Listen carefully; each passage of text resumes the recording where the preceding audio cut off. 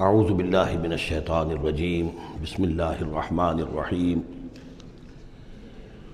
الیہ یرد علم الساعة وما تخرج من ثمرات من اکمامها وما تحمل من انثى ولا تضع الا بعلمه ویوم ینادیہم این شرکائی قالوا آذناک ما منا من شہید وضل عنہم ما كانوا يدعون من قبل وظنوا ما لهم من محیص صدق اللہ العظیم۔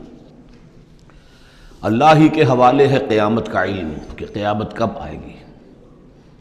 وما تخرج من ثمرات، اور جو بھی نکلتا ہے میووں میں سے ان کے غلافوں کے اندر سے، وما تحمل من انثی، اور جو بھی کوئی مادہ اٹھاتی ہے اپنے پیٹ میں حمل، ولا تضع، اور نہ ہی وہ اس کو جنتی ہے، الا بعلمہ، مگر وہ اللہ کے علم میں ہوتا ہے۔ اور اس کو صرف انسانوں پر نہ سمجھیے، تو تمام حیوانات کا معاملہ ہے۔ اسی لیے یہاں پر عورت کا نام نہیں لیا گیا، بلکہ یہ کہ جو بھی ہے، من انثیٰ، جو بھی ہے۔ وَيَوْمَ يُنَادِيهِمْ أَيْنَ شُرَكَائِي، اور جب اس دن کے پکارے گا انہیں کہ کہاں ہے میرے وہ شریک، قَالُوا آذَنَّاكَ مَا مِنَّا مِن شَهِيدٍ، تو وہ کہیں گے ہم نے تو آپ سے عرض کر دیا ہے، ہم میں سے کوئی بھی اس کا اقرار نہیں کرتا کہ ہمارا کوئی شریک ہے۔ یعنی یہ کہ اس وقت وہ بالکل ایسے بے بس ہو جائیں گے کہ وہ نہیں کہہ سکیں گے کہ ہم نے واقعتاً کسی کو سمجھا تھا کہ وہ ہمارا سہارا ہوگا۔ وَضَلَّ عَنْهُمْ مَا كَانُوا يَدْعُونَ مِن قَبْلُ، اور گم ہو جائیں گے ان سے، ان کے ہاتھوں کے طوطے اڑ جائیں گے جن کو وہ پکارا کرتے تھے اس سے پہلے۔ وَظَنُّوا مَا لَهُم مِّن مَّحِيصٍ، اور انہیں یقین آ جائے گا کہ اب کوئی خلاصی کی کوئی شکل نہیں ہے، یہاں سے نجات پانے کی کوئی صورت نہیں۔ لا يسأم الانسان من دعاء الخیر، انسان نہیں تھکتا ہے خیر مانگتے ہوئے، اگر اس کے پاس دولت ہے اور مانگے گا، اور نعمتیں ہیں اور مانگے گا۔ وَإِن مَسَّهُ الشَّرُّ، اور اگر کہیں اسے تکلیف پہنچ جائے، فَيَئُوسٌ قَنُوطٌ، تو بالکل مایوس ہو جاتا ہے اور نا امید ہو جاتا ہے۔ وَلَئِنْ أَذَقْنَاهُ رَحْمَةً مِنَّا مِن بَعْدِ ضَرَّاءَ مَسَّتْهُ، اور اگر ہم انہیں اپنی رحمت کا مزہ چکھا دے اس کے بعد کہ اسے کوئی تکلیف پہنچی تھی، لَيَقُولَنَّ هَٰذَا لِي، تو وہ کہے گا یہ تو میرا ہے ہی، یہ تو میری اپنی صلاحیت ہے، میں نے اپنے مسائل کو حل کر لیا، میرے جتنی بھی مشکلات تھیں میں نے بڑے اپنے ناخن تدبیر سے تمام عقدے حل کر لیے۔ وَمَا أَظُنُّ السَّاعَةَ قَائِمَةً، یہ بالکل وہی الفاظ ہیں کہ جو سورہ کہف میں آئے ہیں کہ دو اشخاص کا مکالمہ ہوا تھا، میں نہیں سمجھتا کہ قیامت وغیرہ کوئی قائم ہونے والی شے ہے۔ وَلَئِن رُجِعْتُ، وہاں رُدِدْتُ ہے، یہاں رُجِعْتُ ہے، اور اگر مجھے لوٹا ہی دیا گیا، گویا کہ بالفرض، جیسا کہ تم کہتے ہو، اگر واقعتاً ہو ہی گیا، اول تو میرا گمان نہیں ہے، یہ ڈکوسلا سا معلوم ہوتا ہے مجھے، اگر ہو ہی گیا، اِلَىٰ رَبِّي إِنَّ لِي عِندَهُ لَلْحُسْنَىٰ، تو میرے لیے تو پھر وہاں اور اچھائی ہوگی، اس لیے کہ جب یہاں مجھے نوازا ہے، اللہ نے سب کچھ دیا ہے، عزت دی ہے، پیسے دیے ہیں، دولت دی ہے، اولاد دی ہے، تو ظاہر بات ہے کہ میرے اندر کچھ ہے جو اسے پسند آیا ہے، تو یہ کہاں چلا جائے گا؟ میرے اندر جو خیر ہے، جو میرے اندر اللہ تعالیٰ کی محبوبیت کی کوئی چیز ہے، تو وہ وہاں بھی قائم رہے گی اور اللہ تعالیٰ وہاں بھی مجھے دے گا۔ فَلَنُنَبِّئَنَّ الَّذِينَ كَفَرُوا بِمَا عَمِلُوا، تو پھر ہم پوری طریقے سے جتلا دیں گے ان کافروں کو جو کچھ کے عمل انہوں نے کیے ہوں گے۔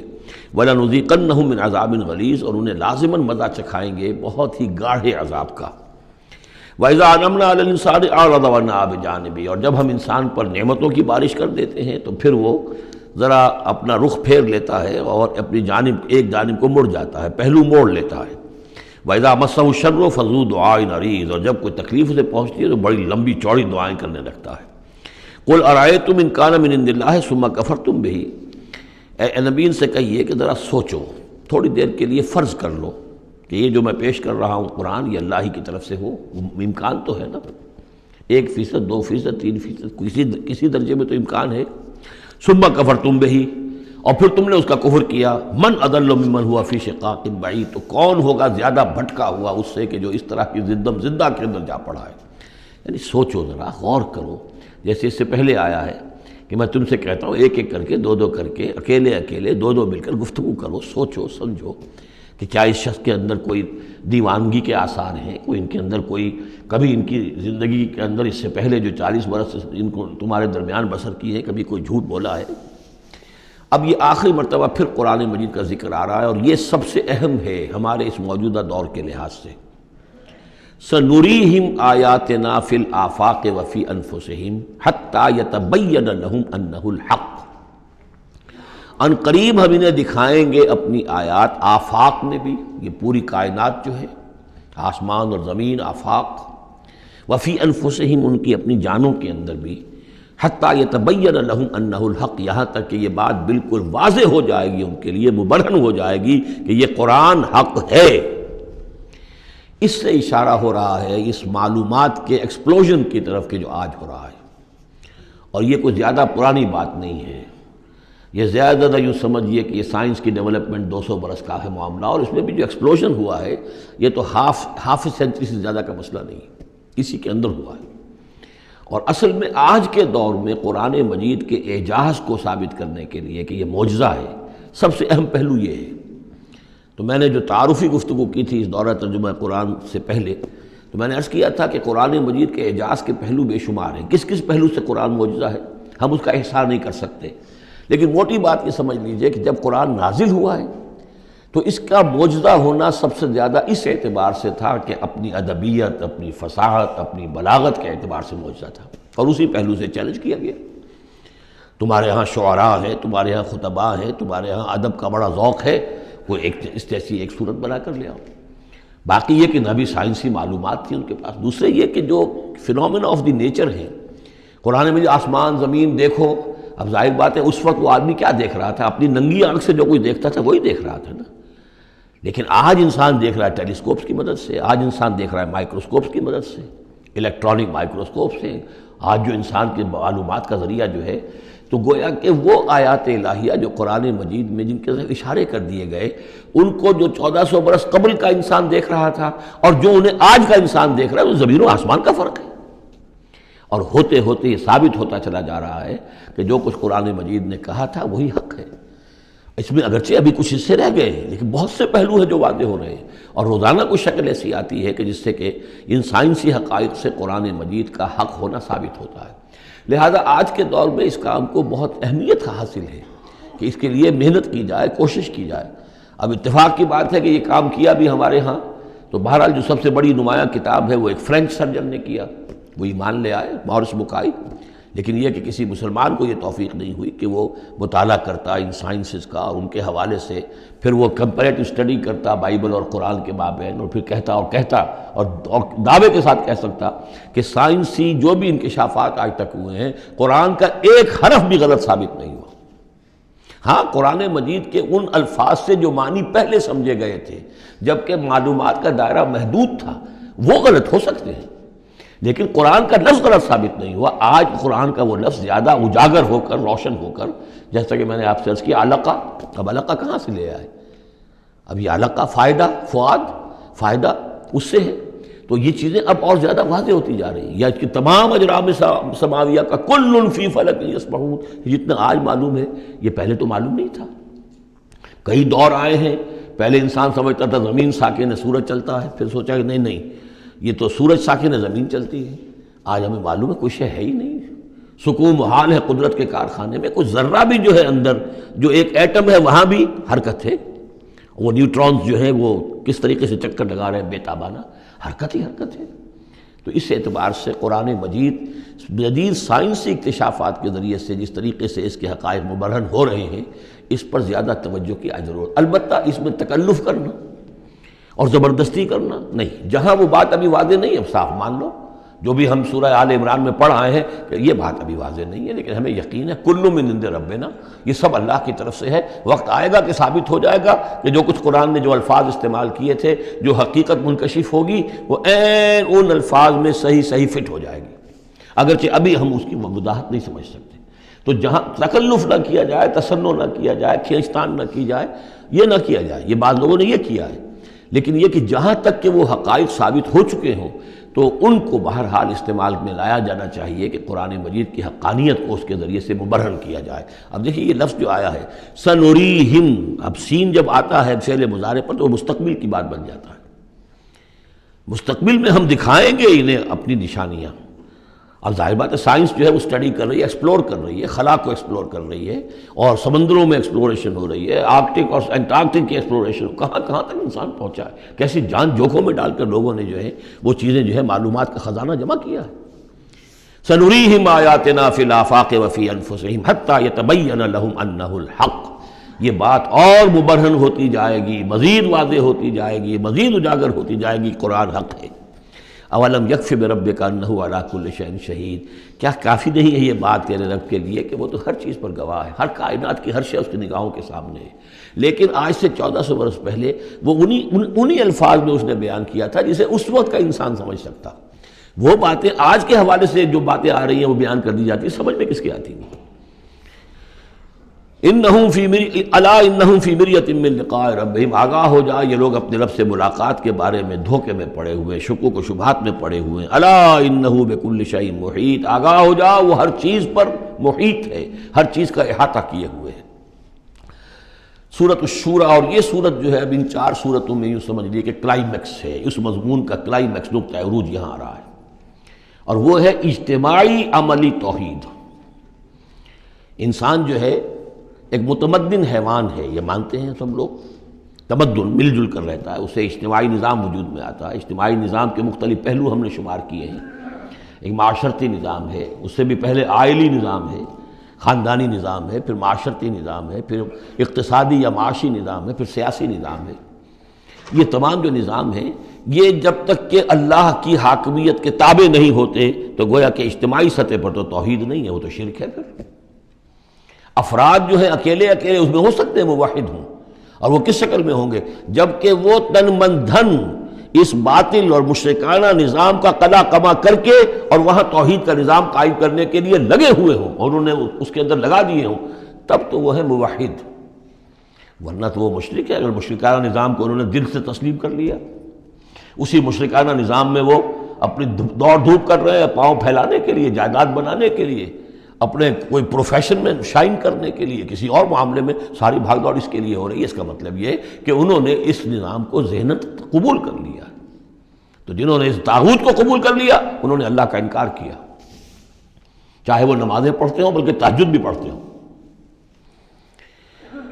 تو اقامت دین کی اصطلاح اس صورت میں آ رہی ہے، اور اقامت دین کے موضوع پر یہ قرآن مجید کا ذروۂ سلام ہے۔ بسم اللہ الرحمن الرحیم، حامیم عین سین قاف۔ یہ ویسے تو 2 صورتوں میں سے ایک ہے جس میں 5 حروف آئے ہیں، ایک ہم پڑھ چکے ہیں کاف ہا یا عین صاد، لیکن یہ اس اعتبار سے منفرد ہے کہ حامیم علیحدہ اور عین سین قاف علیحدہ، تو 2 آیتیں اس سورہ مبارکہ کی یہ منفرد ہے کہ جو حروف مقطعات پر مشتمل ہے۔ مجھے اس سورہ مبارکہ سے بھی جو ایک خصوصی مناسبت ہے وہ میں عرض کر ہی دوں کہ سب سے زیادہ تو سورہ حدید، لیکن مکی قرآن میں سورہ حدید کا جو متوازن اور اس کا جو بدل ہے وہ سورہ شورى ہے۔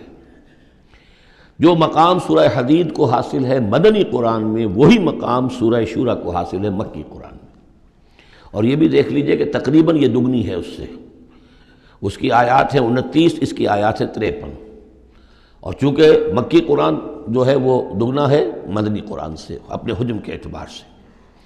کذالک یوحی الیک والی الذین من قبلک اللہ العزیز الحکیم، کذالک اسی طرح وحی کرتا ہے اللہ اے نبی آپ کی طرف، اور ان لوگوں کی طرف بھی کرتا رہا ہے جو آپ سے پہلے تھے، وہ اللہ جو العزیز ہے الحکیم ہے۔ اب یہ کذالک کس چیز کی طرف اشارہ ہو رہا ہے؟ ایک تو یہ کہ جو بھی لوگ تھے اس وقت ان کے سامنے تھا کہ جس طریقے سے حضور کہتے تھے مجھ پر وحی آئی ہے، اور ایک اس سورہ مبارک کے آخر میں بھی آ جائے گا وحی کی قسمیں، جن کا کہ میں نے اس تعارف قرآن والے لیکچر میں ذکر کیا تھا، تو وہاں آگے جا کر آ جائے گا کہ وحی کس کس طور سے آتی ہے، انسانوں پر آتی رہی ہے۔ تو کذالک کی تشریح اس صورت میں وہاں ملے گی۔ لہو ما فی السماوات و ما فی الارض، اسی کا ہے جو کچھ کہ ہے آسمانوں میں اور جو کچھ کہ ہے زمین میں، وہو العلی العظیم، اور وہ بہت بلند و بالا ہے اور بہت عظمت والا ہے۔ تکاد السماوات یتفطرن من فوقہن، آسمان قریب ہیں کہ اوپر سے پھٹ پڑے، یعنی اوپر ان کے اتنا بوجھ ہے، اتنا وزن ہے، اتنے فرشتے ہیں۔ ایک حدیث میں آتا ہے کہ بالشت بھر جگہ بھی خالی نہیں ہے جہاں کوئی نہ کوئی فرشتہ اللہ کا یا سر بسجود نہ ہو یا کھڑا نہ ہو قیام میں اللہ تعالیٰ کے لیے، تو یہ کیفیت ہے وہاں پہ۔ وما یعلم جنود ربک الا ہو، جو تیرے رب کے جو لشکر ہیں انہیں کوئی جانتا ہی نہیں سوائے خود اس کے، تو وہ پھٹ پڑنے کے تیار ہیں۔ بل ملائکۃ یسبحون بحمد ربہم، یہ سورہ مومن میں یہ بات آ چکی ہے کہ فرشتے جو ہیں وہ اہل زمین میں سے جو اہل ایمان ہیں ان کے لیے استغفار کرتے رہتے ہیں۔ والملائکۃ یسبحون بحمد ربہم، وہ اپنے رب کی تسبیح کے ساتھ حمد بھی کرتے ہیں، ویستغفرون لمن فی الارض، اور زمین والوں کے لیے جو زمین میں ہے اہل ایمان ان کے لیے استغفار کرتے رہتے ہیں۔ الا ان اللہ هو الغفور الرحیم، آگاہ ہو جاؤ یقینا اللہ ہی غفور ہے، اللہ ہی رحیم ہے۔ والذین اتخذوا من دونہ اولیاء، اور وہ ہستیاں کہ جنہیں ان لوگوں نے سمجھ لیا اولیاء، حمایتی، مددگار، بچانے والا، شافع، اور ان کے ذریعے سے تقرب حاصل کر لیں گے۔ اللہ حفیظ علیہم، اللہ تعالیٰ خود ان کا بھی نگران اللہ ہے۔ وما انت علیہم بوکیل، اور اے نبی آپ کو ان کے ذمہ دار نہیں ہیں۔ وَكَذَلِكَ أَوْحَيْنَا إِلَيْكَ، کذالک پھر آ گیا، جیسے کذالک پہلی آیت میں تھا اور یہ 7ویں آیت میں بھی ہے، اس کذالک کا مفہوم آگے جا کے واضح ہوگا۔ اسی طرح ہم نے وحی کیا ہے آپ کی طرف اے نبی قرآنًا عربیًا، یہ قرآن عربی، لِتُنذِرَ أُمَّ الْقُرَىٰ وَمَنْ حَوْلَهَا، تاکہ آپ خبردار کر دیں بستیوں کی ماں یا بستیوں کی جڑ، سب سے بڑی بستی، سب سے اہم بستی۔ یہ ہم پڑھ چکے ہیں سورہ قصص کی آیت نمبر 59 میں آیا تھا، حتیٰ نبعث فی امہا رسولا، جو بھی علاقہ ہے اس کی جو مرکزی بستی ہے ہم عذاب نہیں بھیجتے رہے جب تک کہ اس کی مرکزی بستی کے اندر رسول نہ بھیج دیں۔ تو اب یہ ام القریٰ ہے، جو مکے جو عرب کے لیے ام القریٰ ہے، ویسے یہ پوری دنیا کا ام القریٰ ہے۔ لتنذر ام القریٰ، اگر حضرت آدم واقعتاً یہ بات صحیح ہے کہ بیت اللہ حضرت آدم کا بنایا ہوا ہے، تو معلوم ہوا کہ پوری دنیا کا جو ہے واقعتاً ام القریٰ پھر یہی ہے، بیت العتیق، بہت پرانا گھر، تاکہ آپ خبردار کریں ام القریٰ کے رہنے والوں کو، من حولہا، اور جو ان کے ارد گرد ہیں۔ یہ مفہوم پہلے بھی آ چکا، میں نے عرض کیا ارد گرد جو ہے وہ تو دائرے کھینچتے جائیے تو پوری دنیا اس میں آ جائے گی۔ وَتُنذِرَ يَوْمَ الْجَمْعِ، اور خبردار کرنا ہے اس جمع ہونے والے دن، قیامت کا دن، لا ریب فیہ، جس میں کوئی شک نہیں ہے، فریق فی الجنت، ایک گروہ ہوگا جو جنت میں جائے گا، وہ فریق فی السعیر، اور ایک جماعت ہوگی کہ جو جہنم میں جائے گی۔ وَلَوْ شَاءَ اللَّهُ لَجَعَلَهُمْ أُمَّةً وَاحِدَةً، اگر اللہ چاہتا تو انہیں ایک ہی امت بنا دیتا، سبھی مومن ہوتے۔ وَلَٰكِن يُدْخِلُ مَن يَشَاءُ فِي رَحْمَتِهِ، لیکن نہیں، یہ تو اللہ تعالیٰ داخل کرتا ہے جو چاہتا ہے، جو خواہش مند ہوتا ہے، جو اس کی قیمت ادا کرنے کو تیار ہے، اس کو اپنی رحمت میں داخل کرتا ہے۔ یہ مفت میں وہ اللہ تعالیٰ اپنی یہ رحمت اور اپنی جنت جو ہے مفت میں دینے کو نہیں، اس نے نہیں بنائی ہے، جو چاہتا ہے اس کا ارادہ کرے پھر اس کی قیمت ادا کرے۔ ان اللہ اشتری من المؤمنین انفسهم واموالهم بان لهم الجنہ والظالمون ما لهم من ولی ولا نصیر، اور جو ظالم ہوں گے، مشرک ہوں گے، کافر ہوں گے، ان کا پھر نہ کوئی ولی اور حمایتی ہے اور نہ کوئی مددگار ہے۔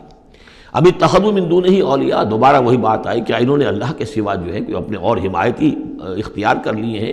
فاللہ هو الولی، تو اے کم عقلو، اللہ ہی ہے ولی، ایک ہی ولی ہے، بس اس کو پکڑو، اسی کو اپنا ولی مانو۔ اللہ ولی الذین آمنوا یخرجہم من الظلمات الی النور وہو یحیی الموتیٰ، وہی ہے کہ جو زندہ کرے گا مردوں کو، وہو علی کل شیء قدیر، اور وہ ہر چیز پر قادر ہے۔ وَمَا اخْتَلَفْتُمْ فِيهِ مِنْ شَيْءٍ فَحُكْمُهُ إِلَى اللَّهِ، یہاں سے اب مضمون شروع ہو رہا ہے، اس کی تمہید بن رہی ہے۔ تمہارے مابین جو بھی اختلاف ہو اس کے فیصلے کا حق اللہ کے پاس ہے، حاکم وہ ہے، اس کے لیے ہے حاکمیت، sovereignty belongs to him and him alone۔ سروری زیبا فقط اس ذات بے ہمتا کو ہے، حکمراں ہے ایک وہی، باقی بتانے آزری۔ اس کی حاکمیت کے تحت پورا نظام زندگی کا آ جائے گا تو اس کا نام ہے اللہ کا دین قائم ہو گیا۔ توحید بالفعل اس پورے نظام میں قائم ہو گئی، ایک اللہ کی حکومت، ایک اللہ کی مرضی، ایک اللہ کا قانون۔ ذالکم اللہ ربی علیہ توکل، تو وہ ہے اللہ میرا رب، اس پر میں نے توکل کیا ہے۔ وإلیہ انیب، اور اسی کی طرف میرا رجوع کرنا ہے۔ فاطر السماوات والارض، وہ آسمانوں اور زمین کا پیدا فرمانے والا ہے۔ جعل لکم من انفسکم ازواجا، اس نے تمہاری ہی نوع سے تمہارے لیے بیویاں بنا دی، جوڑے بنا دیے۔ ومن الانعام ازواجا، اسی طرح چوپایوں میں بھی ہر سپیشیز کے اندر نر بھی ہے، مادہ بھی ہے۔ یذرؤکم فیہ، اسی سے وہ تمہاری افزائش کرتا ہے، افزائش نسل، اسی سے تمہیں پھیلاتا ہے۔ لیس کمثلہ شیء، اس کی یونیک ہستی، اس کے مثال کی سی بھی کوئی شے نہیں۔ اب کیا کریں، ایک چیز ایبسلیوٹ نیگیشن کے لیے ہماری زبان میں کوئی اسلوب ہے ہی نہیں، اس جیسی کوئی شے نہیں، اس کی سی کوئی شے نہیں، اس کی مثال کسی بھی کوئی شے نہیں. اب یہ اس سے زیادہ یہ اور اس کے اندر ایمفیسس کا ایبسولوٹلی یونیک، لا مثل لہ ولا مثال لہ ولا نضد لہ ولا ند لہ، وہ جو بھی آپ الفاظ جتنے بھی جمع کرتے جائیں گے. وہو السمیع البصیر، اور وہی ہے سب کچھ سننے والا اور سب کچھ دیکھنے والا. لہ مقالید السماوات والارض، اسی کے لیے ہیں آسمانوں اور زمین کی تمام کنجیاں. یبسط الرزق لمن یشاء، وہ بچھا دیتا ہے اور کھول دیتا ہے، بسط وسیع کر دیتا ہے، کشادہ کر دیتا ہے رزق کو جس کے لیے چاہتا ہے، ویقدر، اور جس کے لیے چاہتا ہے ماپ تول کر راشننگ کر کے دینا شروع کر دیتا ہے. انہ بکل شیء علیم، اور یہ بھی اس کے علم پر ہے کہ کس کے لیے یہ بہتر ہے، کس کے لیے وہ بہتر ہے، وہ ہر چیز کا جاننے والا ہے. اب جو آیت آ رہی ہے وہ اس سورہ مبارکہ کا کلائمیکس ہے، اور اس موضوع پر قرآن مجید کا کلائمیکس ہے، اقامت دین کے موضوع پر. شرع لکم من الدین، اے محمد پر ایمان لانے والو، اے مسلمانوں، تمہارے لیے اللہ نے دین میں وہی شے معین کی ہے، ما وصی بہ نوحا، جس کی وصیت کی تھی نوح کو، والذی اوحینا الیک، اور جس کی وحی کی ہے ہم نے اے محمد آپ کی طرف. کیونکہ پہلے خطاب ہے لکم، شرع لکم، یہاں امت سے خطاب ہو رہا ہے. شرع لکم، بس صرف فرق یہ کہ یا ایھا الذین آمنوا یا نہیں آیا ہے. یہ مکی صورتوں کے مزاج کا تقاضا ہے کہ وہ نہ آئے، لیکن جمع کے صیغے سے واضح کر دیا کہ باقی جگہ ہم دیکھ رہے ہیں کہ واحد کے صیغے میں خطاب کر کے اور بالواسطہ امت، یہاں امت سے خطاب ہے. شرع لکم من الدین، تمہارے لیے دین میں وہی شے مقرر کی ہے، ما وصی بہ نوحا، جس کی وصیت کی تھی اس نے نوح کو، والذی اوحینا الیک، اور جس کو کی وحی کی ہم نے محمد آپ کی جانب صلی اللہ علیہ وسلم، وما وصینا بہ ابراہیم و موسیٰ و عیسیٰ، اور جس کی وصیت ہم نے کی ابراہیم کو اور موسیٰ کو اور عیسیٰ کو. ان اقیموا الدین، کہ دین کو قائم کرو. دین ایک تو معلوم ہوا اس آیت سے کہ دین سب کا ایک ہے. دین نوح کا اور حضور کا اور ابراہیم کا اور موسیٰ کا، عیسیٰ کا علیہم الصلاۃ والسلام ایک ہی ہے. دین تو ایک ہی ہے. ان ھذہ امتکم امۃ واحدۃ وانا ربکم فاعبدون، دین تو ایک ہی ہے. شریعتیں مختلف ہیں لیکن دین کو قائم کرو. موسیٰ کے دور میں ان پر یہ فرض تھا کہ دین کو قائم کرو، اس کے لیے لڑو، جاؤ، جنگ کرو اور اس خطہ زمین کو حاصل کرو جس پر اللہ کا دین قائم کر سکو. تو صحیح سب کی یہی تھی، جد و جہد یہی تھی. توحید کا وہ تقاضا تھا کہ صرف انفرادی طور پر، اول تو یہ کہ صرف عقیدے میں نہیں، اپنے بھی عمل میں توحید جو ہے قبول کرو اور اختیار کرو، اور عمل میں بھی صرف انفرادی نہیں، اجتماعی توحید کو برپا کرنے کے لیے، قائم کرنے کی جد و جہد کرو. ان اقیموا الدین ولا تتفرقوا فیہ، دین میں تفرقے میں مبتلا نہ ہو جاؤ. الذین فرقوا دینہم، یہ ہم پڑھ چکے ہیں. دین کو پھاڑ دینا کہ زندگی کے ایک حصے میں اللہ کا حکم مانا جا رہا ہے، دوسرے حصے میں کسی اور کا مانا جا رہا ہے، یہ تفرقہ. یا دوسرا تفرقہ کہ آپ اختلاف کر سکتے ہیں کہ رفع یدین زیادہ ثابت ہے، میں کرتا ہوں.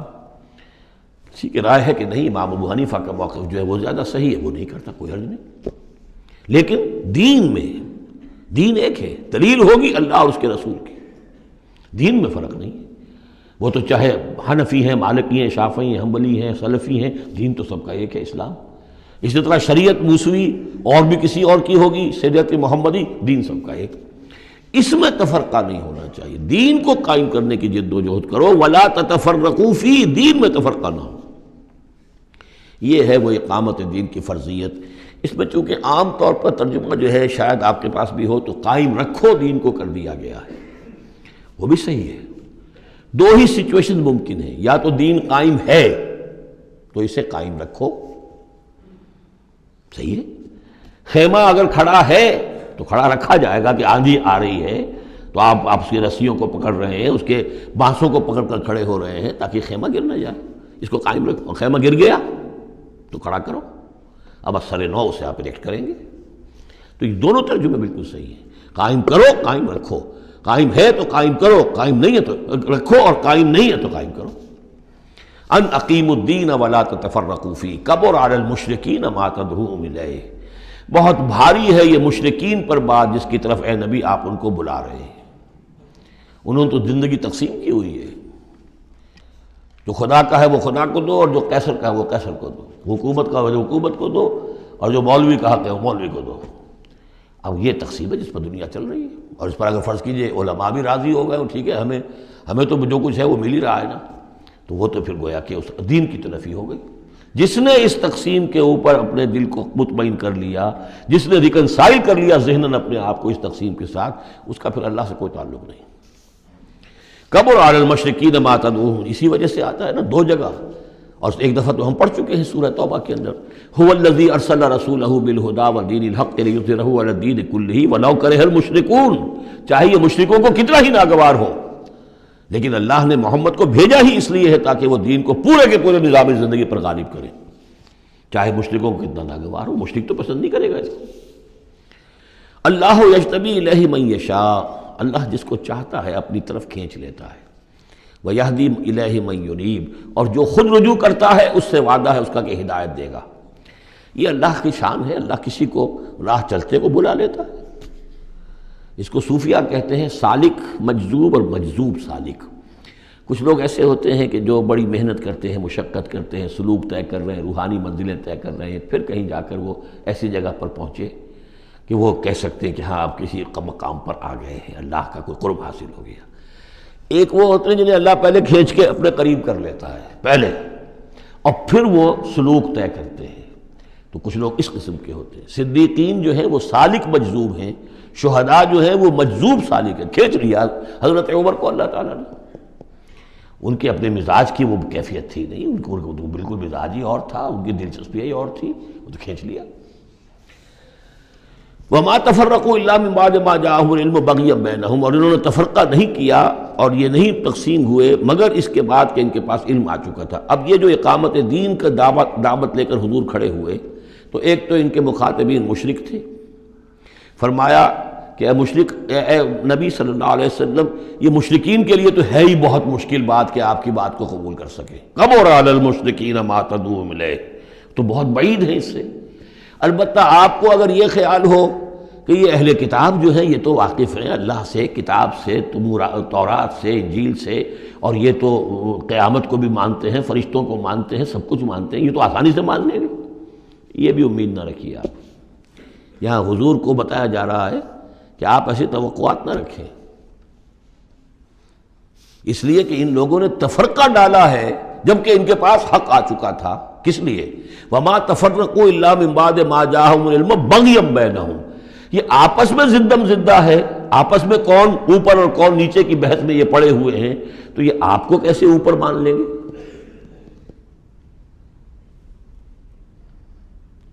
آپ کا قبلہ کیسے مان لیں گے؟ یہ ایک دوسرے کا قبلہ نہیں مانتے، یروشلم دونوں کا قبلہ ہے لیکن ایک نے شرقی کر لیا، ایک نے غربی کر لیا۔ جب اہل کتاب جو ہے آپس میں جھگڑ رہے ہیں، لڑ رہے ہیں، وَهُمْ يَتْلُونَ الْكِتَابَ، اور جبکہ وہ پڑھ رہے ہیں ایک ہی کتاب۔ قالت اليہود لیست النصارى علی شیء وقالت النصارى لیست اليہود علی شیء وَهُمْ يَتْلُونَ الْكِتَابَ۔ تو اے نبی آپ کو کیسے مان لیں گے؟ توقع نہ رکھیے۔ توقع اگر ہوتی ہے انسان کو تو پھر مایوسی ہوتی ہے۔ Be prepared for the worst, پھر جو اللہ کی طرف سے آ گیا اس کے اوپر شکر ادا کیجیے، امید نہ رکھیے۔ امید زیادہ رکھیں گے تو جلدی مایوس ہو جائیں گے، تھک جائیں گے۔ کبر علی المشرکین، اب یہ دیکھیے اقامت دین کی جد و جہد اتنی مشکل شے ہے کہ حضور سے کہا جا رہا ہے کہ آپ جلدی کامیابی کی توقع نہ رکھیں۔ مشرکین کے لیے تو خیر یہ بہت بھاری ہے ہی، ان اہل کتاب سے بھی کوئی توقع نہ رکھیے۔ وما تفرقوا الا من بعد ما جاءهم العلم بغيا بينهم ولولا كلمة سبقت من ربك الى اجل مسمى، اور اگر وہ بات پہلے ہی سے تیرے رب کی جانب سے طے نہ ہو چکی ہوتی کہ ان کے لیے ایک اجل مسمى، ایک معین وقت ہے، لقضي بينهم، ان کے جو اختلافات ہیں ان کے فیصلے ابھی چکا دیے جاتے۔ وَإِنَّ الَّذِينَ أُورِثُوا الْكِتَابَ مِن بَعْدِهِمْ، اور جو لوگ کتاب کے وارث ہوئے ہیں ان کے بعد، لَفِي شَكٍّ مِّنْهُ مُرِيبٍ، وہ دھوکے میں پڑے ہوئے ہیں، شکوک و شبہات میں مبتلا ہو گئے ہیں۔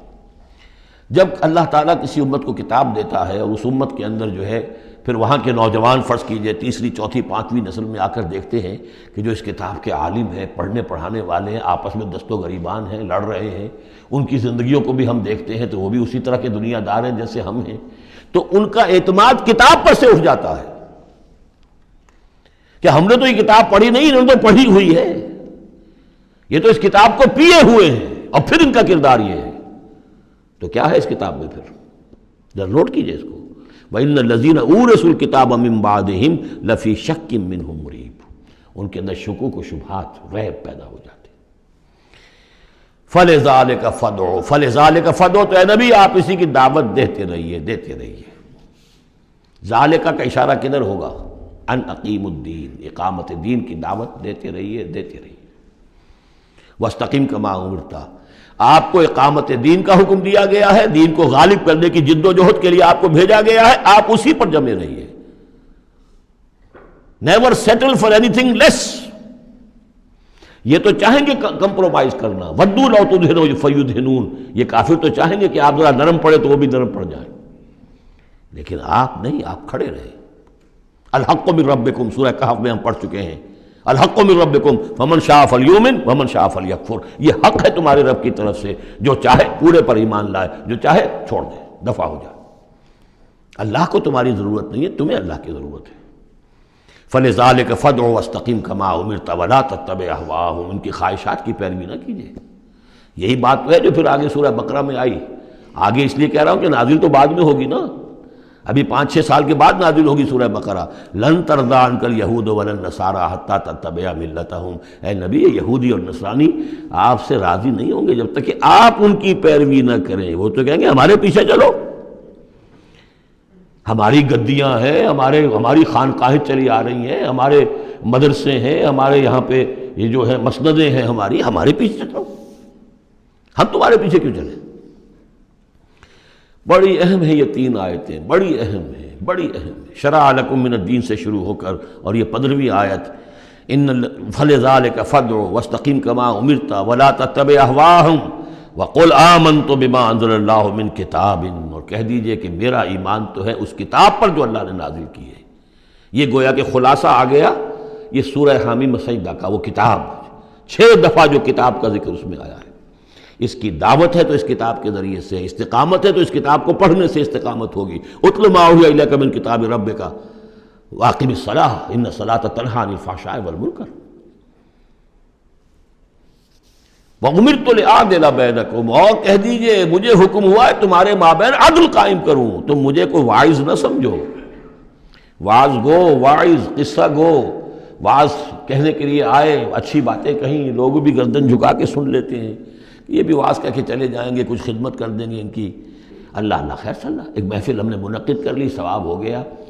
حضور نے فرمایا مجھے حکم ہوا ہے عدل قائم کروں، جیسے کہ حضرت ابو بکر نے کہا تھا، لوگوں جب بیعت خلافت ہوئی ہے تم میں سے ہر کمزور میرے نزدیک قوی ہوگا جب تک کہ اسے اس کا حق دلوا نہ دوں، اور ہر قوی ضعیف ہوگا جب تک کہ اسے حق وصول نہ کروں۔ عدل کو قائم کرنے کے لیے مجھے بھیجا ہے۔ وَأُمِرْتُ لِأَعْدِلَ بَيْنَكُمْ اللَّهُ رَبُّنَا وَرَبُّكُمْ، ویسے اللہ ہمارا بھی رب ہے تمہارا بھی رب ہے، لنا اعمالنا ولکم اعمالکم، ہمارے لیے ہمارے اعمال ہے تمہارے لیے تمہارے اعمال ہے، لا حجت بیننا، آپس میں حجت بازی کرنے کا کوئی فائدہ نہیں۔ اللہ یجمع بیننا، اللہ ہمیں جمع کر دے گا، یا تو اس دنیا میں جمع کر دے گا۔ یہ ان لوگوں سے بات کہی جا رہی ہے جو کچھ نسبتاً قریب ہوتے ہیں، تو کہتے ہیں نہیں اس طرح نہ کرو، اس طرح کر لو، مقصد تو تمہارا ٹھیک ہے، طریقہ کار یہ نہیں، یوں کرو۔ کہیے بھائی دیکھیے ہمارے سامنے جو طریقہ کار ہے ہم اس پر کام کر رہے ہیں، ہمیں وہی صحیح معلوم ہو رہا ہے، آپ کو کوئی اور اچھا لگتا ہے آپ اس پر کام کیجیے، اس میں حجت بازی کیا ضرورت ہے؟ آپ بھی مخلص ہیں ہم بھی مخلص ہیں، مقصد ہمارا ایک ہے، آج نہیں تو کل جمع ہو جائیں گے۔ یا آپ پر واضح ہو جائے گا کہ ہمارا طریقہ کار غلط تھا، یا ہم پر واضح ہو جائے گا کہ ہم نے جسے صحیح سمجھا تھا وہ غلط تھا، جڑ جائیں گے۔ جب تک آپ سمجھ رہے ہیں کہ آپ کا طریقہ کار صحیح ہے، ہم سمجھتے ہیں کہ ہمارا طریقہ کار صحیح ہے، آپ اس پر عمل کیجیے، ہم اس پر عمل کریں گے۔ اللہ ربنا وربکم لنا اعمالنا ولکم اعمالکم لا حجت بیننا وبینکم اللہ یجمع بیننا، اللہ ہمیں جمع کر دے گا، آج نہیں تو کل، کل نہیں تو پرسوں۔ جیسے منی سے چلتے ہیں قافلے، لاکھوں قافلے ہوتے ہیں جو چلتے ہیں، اور وہ 8 9 10 سڑکیں ہیں، سڑکیں کیا ہیں، وہ سب کے سب فٹ بال کے گراؤنڈز ہیں، چل رہے ہیں قافلے، لیکن سب سڑکیں جو ہیں وہ کنورج کر رہی ہیں عرفات پر۔ جیسے جیسے قافلے بڑھ رہے ہیں وہ سڑکوں کے مابین فاصلے کم ہو رہے ہیں۔ تو اگر تو ہماری منزل واقعی اقامت دین ہے تو چاہے ہم اس سڑک سے آ رہے ہیں چاہے اس سڑک سے آ رہے ہیں، آگے پہنچ جائیں گے۔ اللہ یجمع بیننا، میدان عرفات میں تو ہم جمع ہو جائیں گے نا۔ اور بالفرض اگر دنیا میں ہم جمع نہ ہوئے، الیہ المصیر، ایک دن تو آنا ہے نا قیامت کا، جب اللہ کی طرف اللہ کی عدالت میں کھڑے ہوں گے، وہاں تو ایک جگہ ہوں گے کہ نہیں؟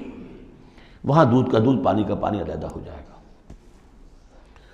والذین یحاجون فی اللہ من بعد ما استجیب لہ حجتہم داحضۃ عند ربہم، اور وہ لوگ جو اللہ کے بارے میں حجت بازی ہی میں لگے رہے اس کے بعد بھی کہ بہت سے لوگوں نے اس کی دعوت پر لبیک کہہ دی ہے، یعنی السابقون الاولون میدان میں آ گئے ہیں، اور اب تو انتظار ہے کہ والذین تبعوہم بإحسان، اب لوگ آئیں، جوق در جوق آئیں، فوج در فوج آئیں، لیکن جو لوگ اب بھی کھڑے ہوئے حجت بازی کر رہے ہیں، حجتہم داحضۃ عند ربہم، ان کی حجت بازی ان کے رب کے نزدیک بالکل پسپا ہے، پادر ہوا ہے، اس کی کوئی حیثیت ہی نہیں، وعلیہم غضب، اور ان پر اللہ کا غضب ہے، ولہم عذاب شدید، اور ان کے لیے سخت عذاب ہے۔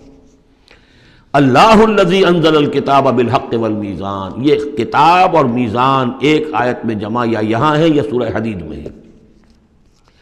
سورہ حدید کی آیت نمبر 25، لقد ارسلنا رسلنا بالبینات وانزلنا معهم الکتاب والمیزان لیقوم الناس بالقسط، یا یہاں ہے اللہ ہی ہے جس نے اتاری ہے کتاب بھی حق کے ساتھ اور میزان۔ میزان وہ نظام ہے دین حق کا، کتاب نے حق مقرر کر دیا ہے، میزان تول کر دیتی ہے۔ پھر اللہ نے دین کو مقرر کر دیا، لیکن دین کا نظام جب تک نہیں ہوگا تو دین کے مطابق فیصلے کیسے ہوں گے؟ اللہ نے تمہیں کتاب بھی دی ہے، نظام دیا ہے، میزان دی ہے۔ وما یدریک لعل الساعۃ قریب، کیا پتا کہ قیامت قریب آئی کھڑی ہو، اور الساعۃ سے مراد میری قیامت تو میری موت ہے۔ تم اگر اس میزان کو نصب کرنے کے لیے تن من دھن نہیں لگا رہے ہو تو کیا پتا مہلت عمل کل ختم ہو جائے، کیا پتا ہم میں سے کسی کو کل صبح کا سورج دیکھنا نصیب نہ ہو، کیا پتا۔ تاخیر و تعویق میں وقت ضائع کرنا سب سے بڑی حماقت ہے۔ یستعجل بها الذین لا یؤمنون بها، اس قیامت کے لیے جلدی مچا رہے ہیں وہ لوگ کہ جو اس پر ایمان نہیں رکھتے۔ والذین آمنوا مشفقون منها، جو ایمان رکھتے ہیں وہ تو اس سے ڈرتے ہیں، لرزاں و ترساں رہتے ہیں، جو سورہ نور میں ہم نے پڑھا یخافون یوما تتقلب فیہ القلوب والابصار، وہ لوگ تو اس مقام میں بلند پر پہنچنے کے باوجود لرزاں و ترساں رہتے ہیں اس دن کے خیال سے جس دن اپنے پروردگار کے حضور کھڑے ہونا ہوگا۔ والذین آمنوا مشفقون منها ویعلمون ان الحق، وہ جانتے ہیں کہ وہ حق ہے، آ کر رہے گی۔ الا ان الذین یمارون فی الساعۃ لفی ضلال بعید، آگاہ ہو جاؤ جو لوگ قیامت کے بارے میں جھگڑتے ہیں اور اس میں شک و شبہ کرتے ہیں وہ بڑی دور کی گمراہی میں پڑ چکے ہیں۔ اللہ لطیف بعبادہ یرزق من یشاء، اللہ بہت باریک بین ہے اپنے بندوں کے لیے، اور وہ رزق دیتا ہے جس کو چاہتا ہے۔ یعنی اقامت دین کی جد و جہد میں یہ فکر نہ تمہیں ہو کہ کیا کھائیں گے کیا پئیں گے۔ میں آپ کو حضرت مسیح کا وہ قول بھی سنا چکا ہوں جو متی کی انجیل میں ہے، کیوں فکر کرتے ہو کیا کھاؤ گے اور پیو گے؟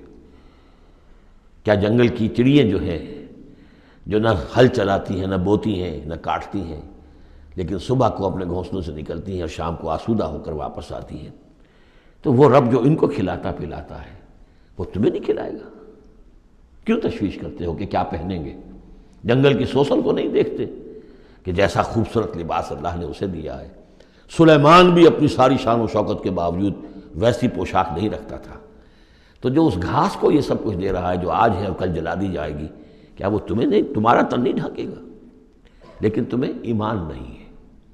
تو فرمایا اللہ لطیف ہے اپنے بندوں کے لیے۔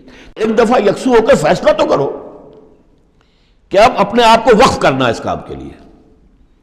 اللہ تعالیٰ وہاں سے رزق دے گا جہاں سے تمہیں گمان تک نہیں ہوگا۔ من یتق اللہ یجعل لہ مخرجا ویرزقہ من حیث لا یحتسب، لیکن اس کے لیے اللہ پر ایمان ضروری ہے، توکل ضروری ہے۔ ہاں تھوڑا سا اللہ تعالیٰ امتحان بھی لے لیتا ہے، سختیاں بھی آ جاتی ہیں، امتحان پھر آدمی ثابت کر دے کہ میں تو یکسو ہوں، اے اللہ اب میں نے فیصلہ کر لیا، اللہ پھر راستے کھول دیتا ہے۔ وَهُوَ الْقَوِيُّ الْعَزِيزُ، وہ تو بہت قوی ہے، زبردست ہے۔ اب یہ جو مضمون آگے آ رہا ہے یہ وہ ہے جس کی کلائمیکس ہم پڑھ چکے ہیں سورہ بنی اسرائیل میں، من کان یرید العاجلۃ عجلنا لہ فیہا ما نشاء لمن نرید۔ یہاں وہی مضمون مختصر آ رہا ہے۔ من کان یرید حرث الآخرۃ نزد لہ فی حرثہ، جو شخص کے طالب بن گیا ہو آخرت کی کھیتی کا، ہم اس کی کھیتی میں اضافہ کرتے رہتے ہیں، بڑھوتری ہوتی رہتی ہے۔ ومن کان یرید حرث الدنیا، اور جو بن گیا ہے دنیا ہی کی کھیتی کا طالب، نؤتہ منہا، ہم اس میں سے اسے کچھ دے دیتے ہیں، فما لہ فی الآخرۃ من نصیب، پھر آخرت میں اس کا کوئی حصہ نہیں ہے۔ ام لہم شرکاء شرعوا لہم من الدین ما لم یأذن بہ اللہ۔ یہ شرک کے معاملے میں یہ مضمون بہت اہم ہے۔ ایک تو بار بار آیا ہے کہ نہ اللہ نے کوئی سند اتاری، نہ سلطان اتاری، نہ کسی کتاب میں اس کے لیے کوئی دلیل اتاری، کہیں کچھ ہے ہی نہیں۔ لیکن یہ بات جو ہے یہ منفرد ہے یہ سورہ مبارکہ اس بات میں، کیا ان کے کوئی ایسے شرکاء بھی ہیں کہ جنہوں نے انہیں کوئی دین دیا ہو، کوئی قانون دیا ہو، کوئی نظام دیا ہو؟ لات عزیٰ منات ہبل، کوئی انہوں نے تمہیں کتاب دی ہے، کوئی شریعت دی ہے، کوئی نظام دیا؟ ام لہم شرکاء شرعوا لہم من الدین ما لم یأذن بہ اللہ، جس کے کہ اللہ نے اذن نہ دیا ہو، حکم نہ دیا ہو۔ اگر تو واقعی کوئی الہ ہے، کوئی واقعی ہے، تو اسے دینا چاہیے۔ یہ نظام ہے تمہارے لیے، نظام کے بغیر کیسے الہ ہو گیا؟ ام لہم شرکاء، کیا ان کے کوئی ایسے شرکاء ہیں شرعوا لہم من الدین کہ انہوں نے دین میں کوئی شے ان کے لیے ایسی طے کر دی ہو کہ ما لم یأذن بہ اللہ، جس کا لیے حکم نہیں دیا اللہ نے۔ وَلَوْلَا كَلِمَةُ الْفَصْلِ لَقُضِيَ بَيْنَهُمْ، اور اگر ایک فیصلے کی بات جو ہے وہ پہلے سے طے نہ ہو چکی ہوتی، ان کے درمیان فیصلے کر دیے جاتے۔ وَإِنَّ الظَّالِمِينَ لَهُمْ عَذَابٌ أَلِيمٌ، اور ان ظالموں کے لیے تو بہت دردناک عذاب ہے۔ تَرَى الظَّالِمِينَ مُشْفِقِينَ مِمَّا كَسَبُوا، اب قیامت کا نقشہ کھینچا جا رہا ہے۔ تم دیکھو گے ان ظالموں کو، مشرکوں کو، کافروں کو کہ ڈر رہے ہوں گے، کانپ رہے ہوں گے اپنے کرتوتوں کے تصور سے۔ مما کسبوا، اب اس سے تو پتہ ہوگا، بل الانسان علی نفسہ بصیرہ، انسان کو تو معلوم ہے، اپنی کیفیت تو معلوم ہے اسے، تو لرزاں و ترساں ہوں گے۔ وَهُوَ وَاقِعٌ بِهِمْ، اور وہ ان کے اوپر پڑنے والا ہوگا۔ اب جو بھی انہوں نے کمایا ہے وہ گویا کہ اب ان کے سروں پر گرنے والا ہوگا۔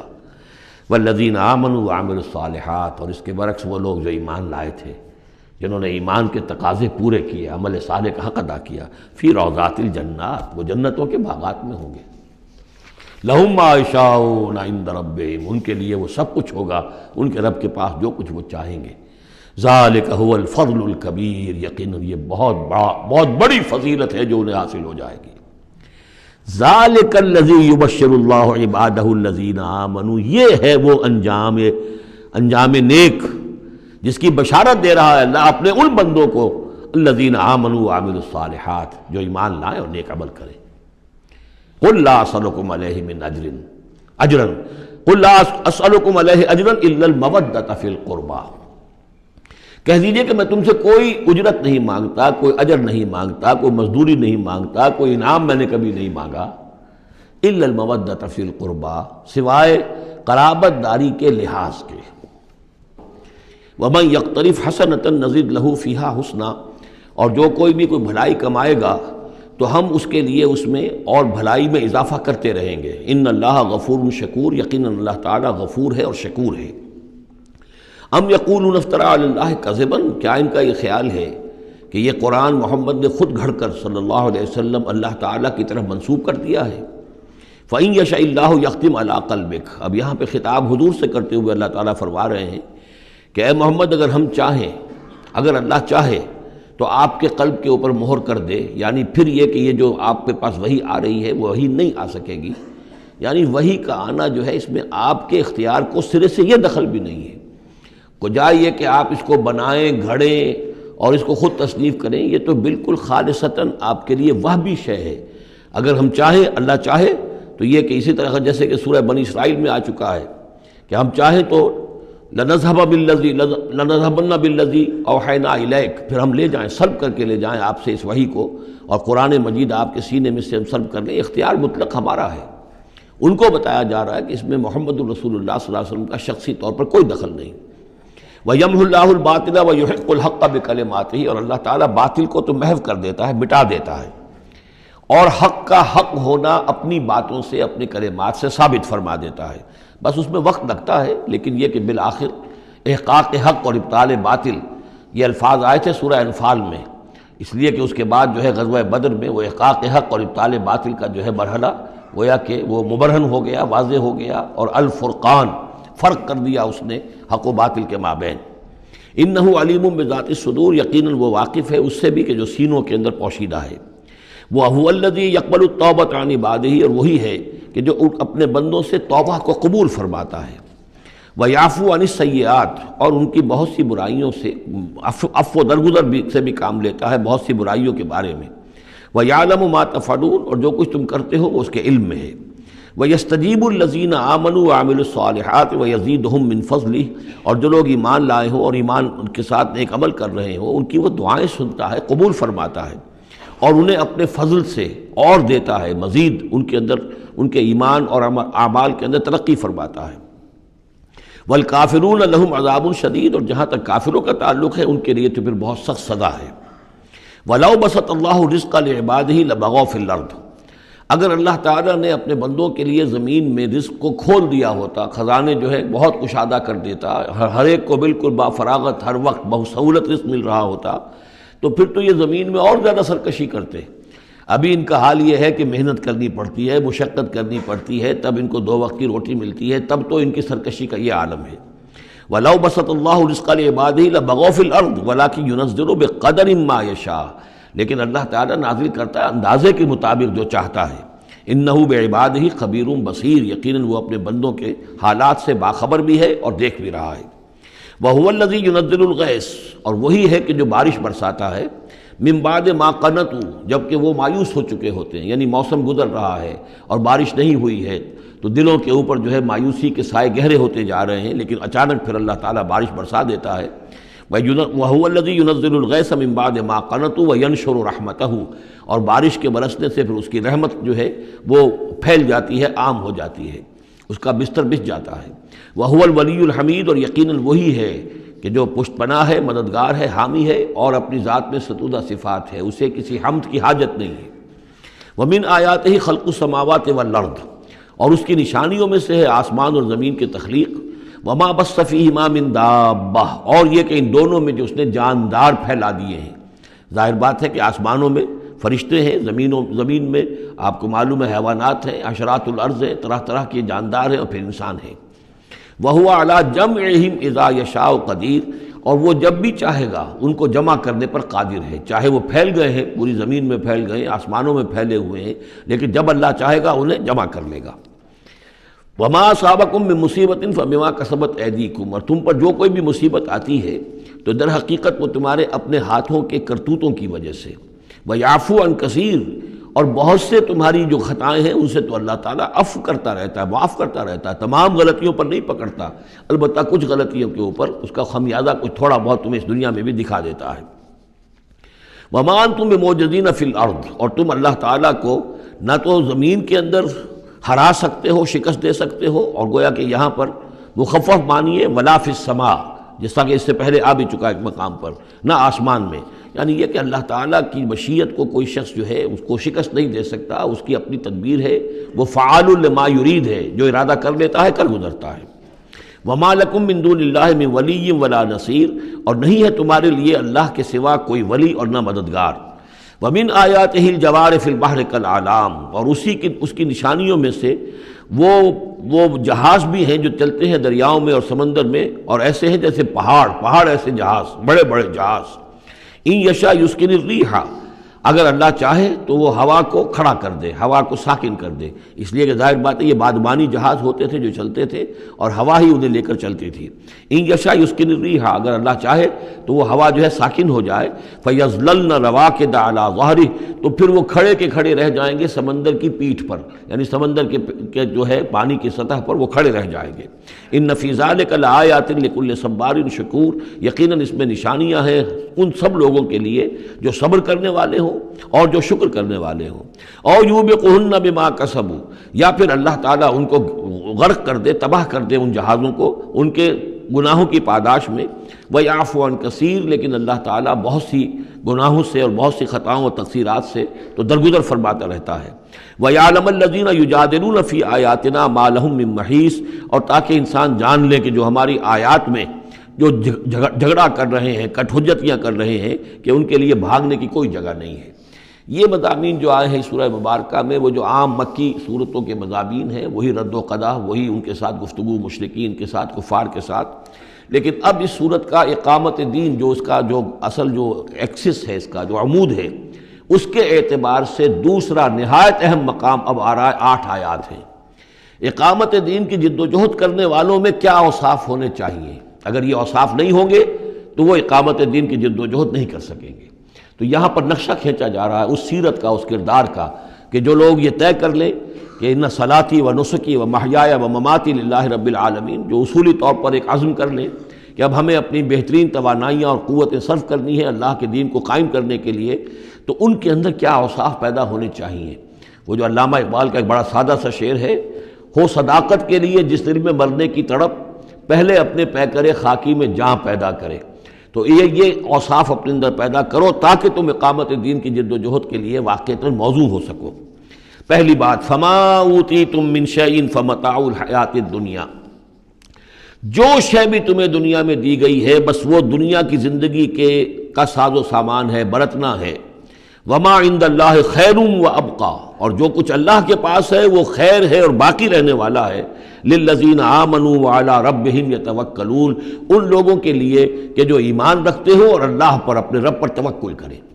یعنی پہلی بات یہ کہ دنیا و ما فیہا سے ان کا قلبی تعلق جو ہے وہ اس طرح کا ہو جائے کہ اس کی کوئی اہمیت اور وقت ان کے دل میں نہ رہے، اور انہیں یقین ہو جائے کہ اصل میں ہمارا مطلوب آخرت ہے، ہمیں جو چاہیے وہ آخرت ہے، اور اس کی طلب ان کے دل کے اندر راسخ ہو چکی ہو۔